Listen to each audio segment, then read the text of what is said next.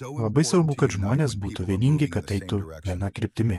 Turėtų vieną mintį, vieną idėją. Tada viskas aplink pasikeičia į gerą, jei ta idėja yra teisinga. Kitame vaizdo įraše yra ištrauka iš naujausio dokumentinio filmo apie Jakubą Jaklą.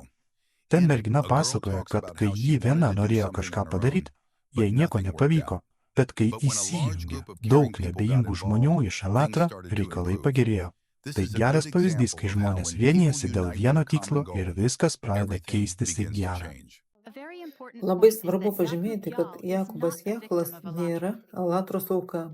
Prieš 3 beveik 4 metus sukūriau vaizdo įrašą apie Jakubą Jaklą. Jis viešai prieinamas YouTube. Nė vienas žurnalistas su manimi nesusisiekė, nors susisiekiau su daugeliu, įskaitant tokius žinomus leidinius kaip Seznam ir DVTV. Parašiau jiem visiems, turiu visus dokumentus, bet niekas neatsakė. O tada, kai paaiškėjo Alatra istorija, visi staiga pradėjo ginti Jakubą Jaklą kaip auką.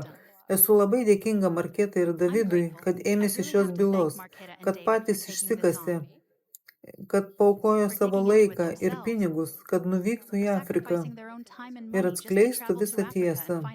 Taigi, ne Alatra tai iškėlė. Aš pirmoji apie tai prabilau.